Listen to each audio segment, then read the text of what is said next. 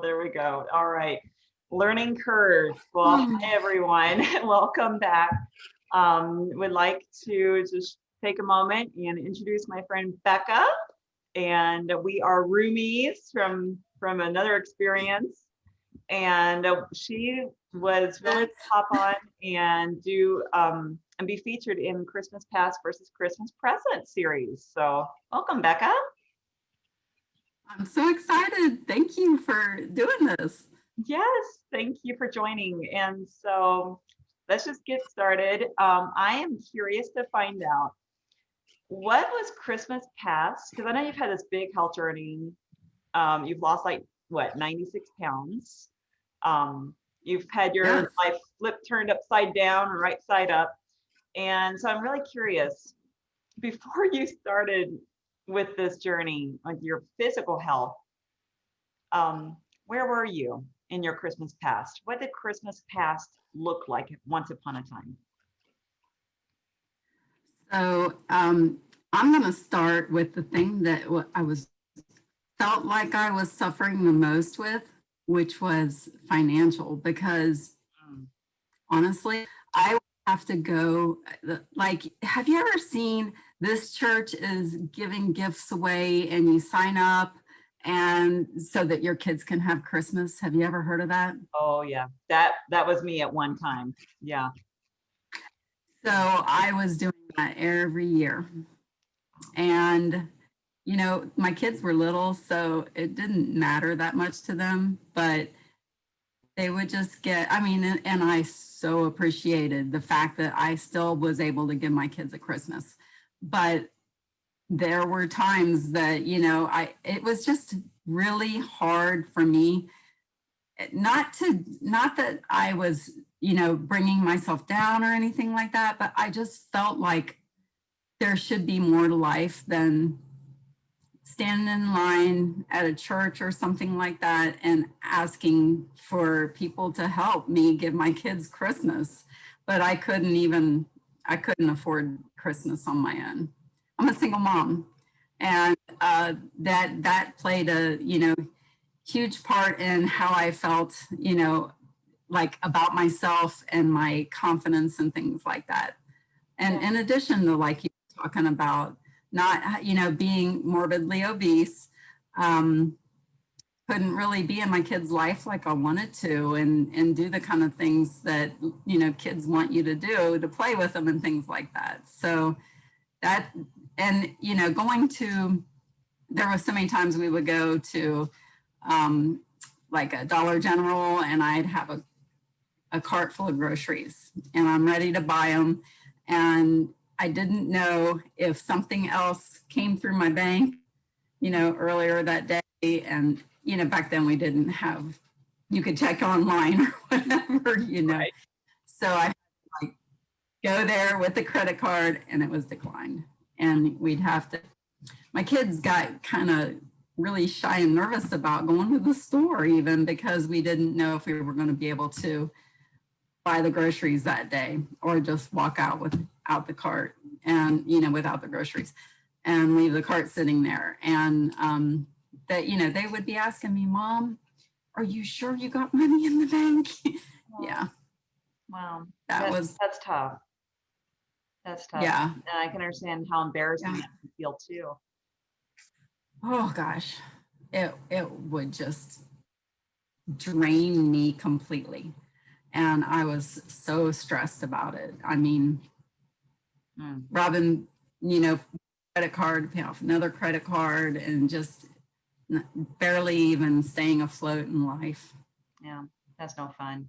How did living that type of No, lifestyle affect your holiday time with your family? What did that look like? I mean, we just played it low key, I did the best I could with the kids, and they, the whole Santa Claus bit. And I had, I had a supportive family. So they helped out whenever they could, but sometimes they were in the same boat as me, some of them. So we just, we got by with Christmas in the lesser, uh, what am I trying to say? Just not so commercialized, I guess. Yeah, Just more about spending time with family, things like that. I know I can relate with on a personal level too, because that's literally how I grew up, Mhm. you know. And so tell me Yeah. about that time that you start switching your life around. I know you mentioned finances Yeah. is a big player in your journey. And so Mhm. how did you find Christmas present? What does that look like now for you? Yeah. So, I was going to a karate school because my kids wanted to do karate. So found a way to get them to be able to go by helping out at the school and working their desk, just because I wanted them to be able to have that opportunity. And that afforded me the ability for them to go. And while I was in that situation, I decided, why not work a little bit more and get myself going through karate, because I thought that might be able to help me get the weight off, because I was really struggling. I was 50 years old at the time when I first, when this all came about, and I'm, hypothyroid, and well, I still am. And I was pre-diabetic, and I had a lot of things working against me. So I found out after a few years that I might have been getting somewhat in shape from the karate, but not really, and because we would eat spaghetti when we came home and just load it up Yeah, because you're so hungry. right. And when you work out hard, and it was cheap and fast and easy. So a guy that I knew lost, a significant amount of weight. And I said, "What are you doing?" Like we all do when we see somebody. Yep. And he told me about what he was doing. So I decided to give it a shot. And I felt like, how am I going to do this, with my finances being the way they were? Right. Right. So I just did the same thing I've been doing all along, because that's how I was affording food in the first place. And so I decided jump all in, because I knew that this was I felt like this is my last chance. Wow. So I decided to jump in. I, the weight just started melting away. It felt like magic, honestly. And not everybody's going to have the same story. Everybody has a little bit of different story, but this is what happened to me. And when as time was going, a lot of people wanted to know what I was doing, just like I wanted to know what my friend was doing. And Little kid. so my coach kept saying, "I know that your finances are a big concern," because when she asked me, what did I want more of? Did I want my healthy body, healthy mind, or healthy finances? And my first answer, even though I was morbidly obese, was healthy finances, because I felt I felt like I was drowning, honestly. So that's what I wanted to do something about, and she knew. So I decided to start paying it forward, and that's when everything, and now we're getting the Christmas present came around. Yeah. And yeah, so like my son isn't going to college yet, but he's going in, that's okay. He's going in about a year, and he needed a new laptop. So guess what I did? I bought it. At the front door. No kidding. And so did you have to put it on the credit card? No, I didn't. Get on credit card. So let me get this straight. Let's recap for just a second. You didn't start working on your physical health because that was like the key thing. You started working on your health because you were looking for financial health, right? And I in the was. process, you found physical health. How has all this affected your mental health? It's like the weight of the world has been lifted from my shoulders. I can't even believe how. I mean, I would have panic attacks, even though I think that sometimes people have them and they're prone to that. I didn't feel like that was my usual state of being, but being that anxious all the time, it had it wore me down. And I remember one time when I got a bill from somebody and it was huge, and I started freaking out, you know. Yeah. But I don't have to have that concern anymore. I mean, I'm doing good. Here's the funny thing, I even enjoy paying taxes now. Oh, how many people can say that? Right?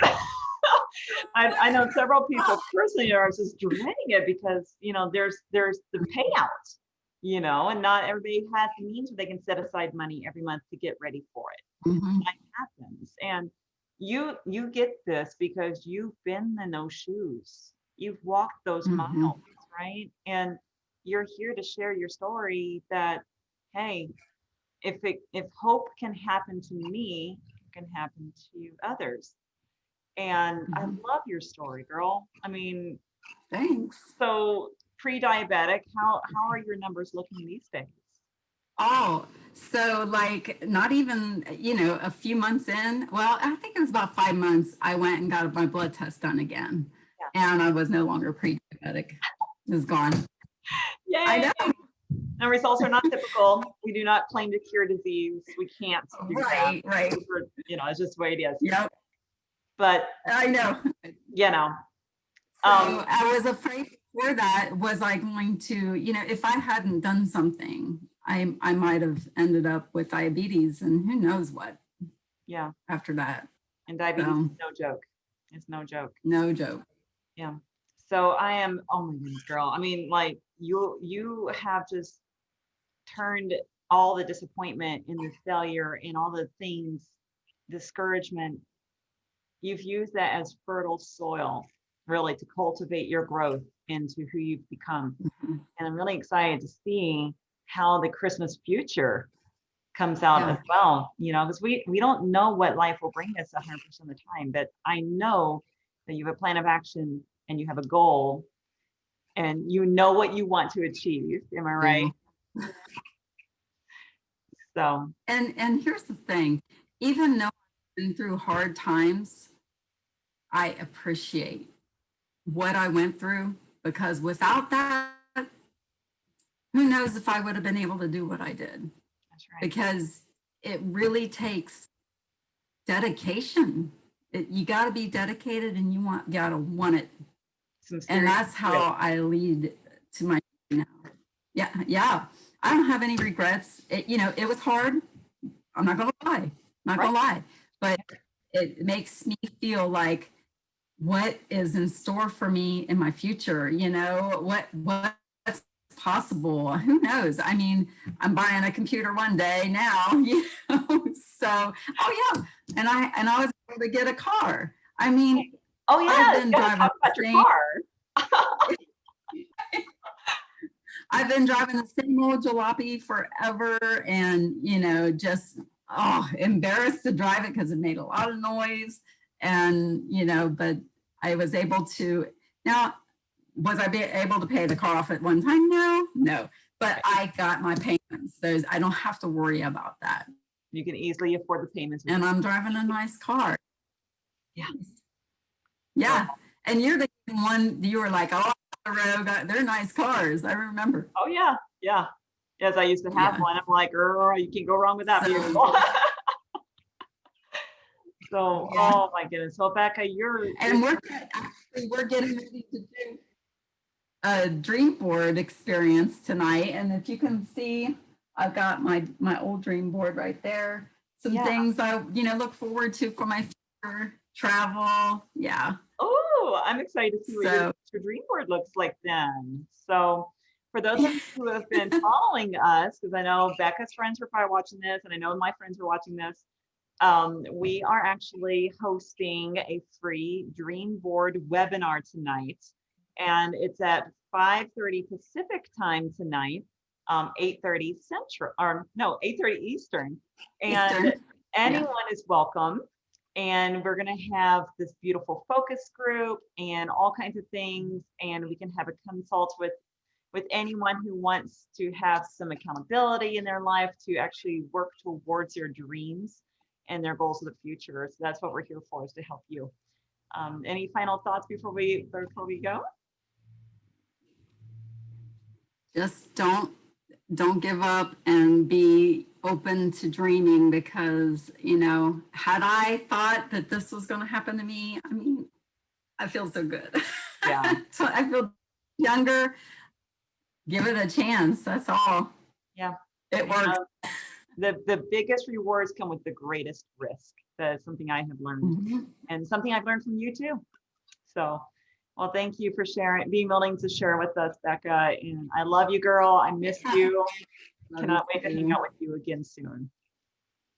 Feel the same. All right, guys. Thank you. Thanks for joining. Bye.